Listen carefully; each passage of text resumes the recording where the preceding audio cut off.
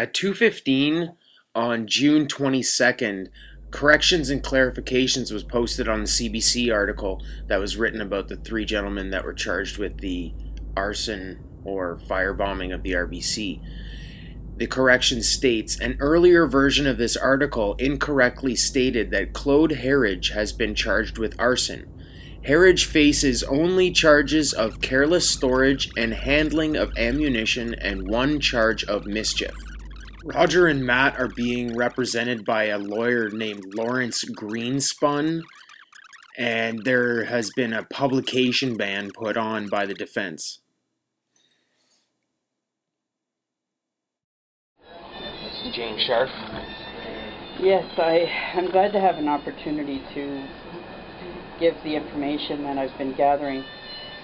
My bottom line suspicion is that this entire incident was another form of provocateur.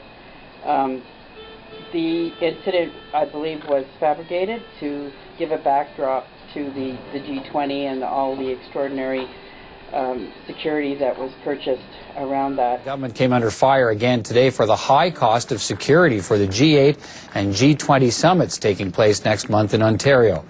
Parliament's budget watchdog is considering an investigation into the estimated cost of nearly $1 billion for security, and the NDP and Liberals have asked the Auditor General to conduct an urgent review of the costs. Honourable Minister Transport.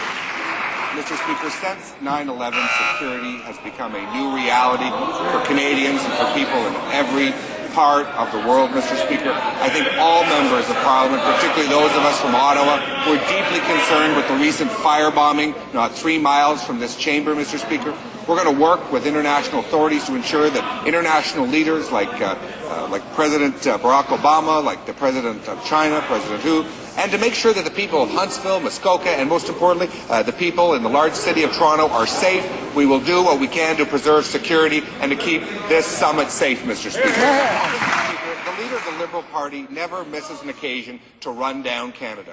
Here we have great leadership from the Prime Minister, inviting leaders from around the world to come to Canada to talk about what we can do to help boost the worldwide economy, to help what we can do to help poor mothers and children in the third world. We're inviting world leaders from some of the most important countries, Mr. Speaker, to come to Canada. And, Mr. Speaker, since 9/11, security is a new reality, and we will not be intimidated by thugs and terrorists who would want to come to Canada and cause us harm. We're going to make sure that people are safe, Mr. Speaker. Canada is providing major leadership on the world stage. We're doing something that's unprecedented, hosting both the G8 and the G20. Leaders from around the world, from the most important countries, will be coming together to talk about what we can do to boost the global economy and create jobs around the world. We're also working on our prenatal and our initiative to help African women, Mr. Speaker. The reality is, since 9/11, there is an unprecedented need to ensure that the leaders are safe and secure, that the meetings can take place, and that we can also ensure the safety for the people in both Muskoka and in the great city of Toronto. There's many indicators that this is not kosher. Like it's not. The situation is not what it's been represented to be. First of all, we were told that 3 individuals did this firebombing. Many people are worried it could be a sign of what's to come at the G8 and G20 summits, that May 18th bombing of a Royal Bank branch in Ottawa. Now 3 suspects have been charged. The CBC's Jeff Semple has the details. Video of the firebombing was posted online just hours after it happened. An improvised explosive device ignites, and 2 men can be seen running from the bank. This morning, police announced a break in the case.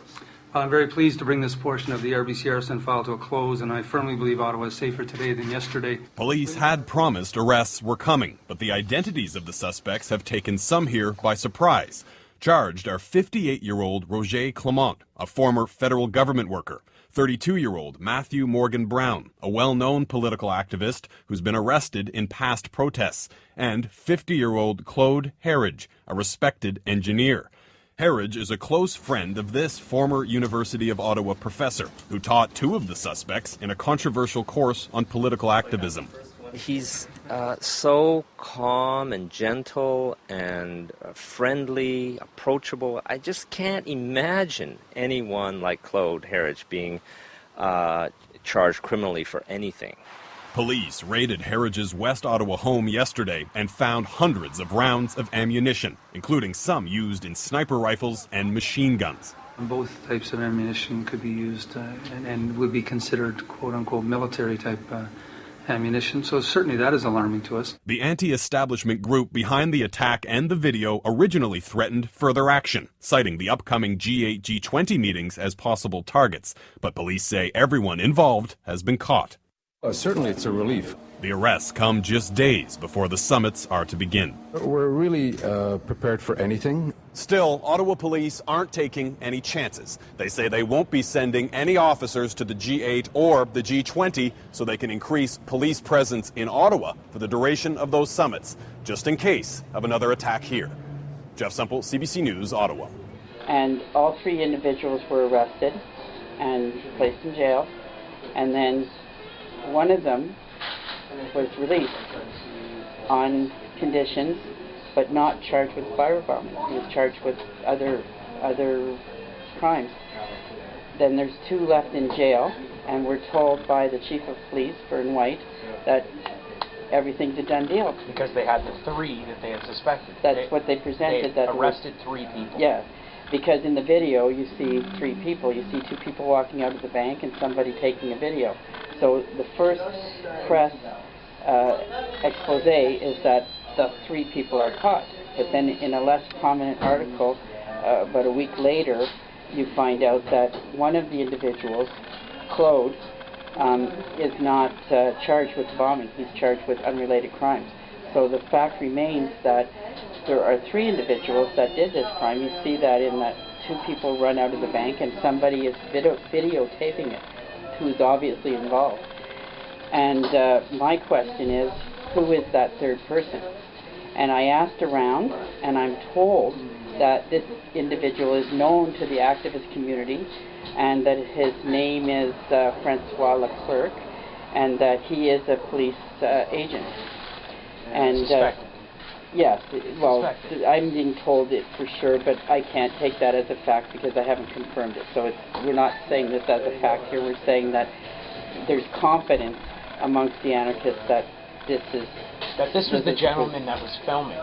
Yes, that the 3rd person. And that was arrested for this.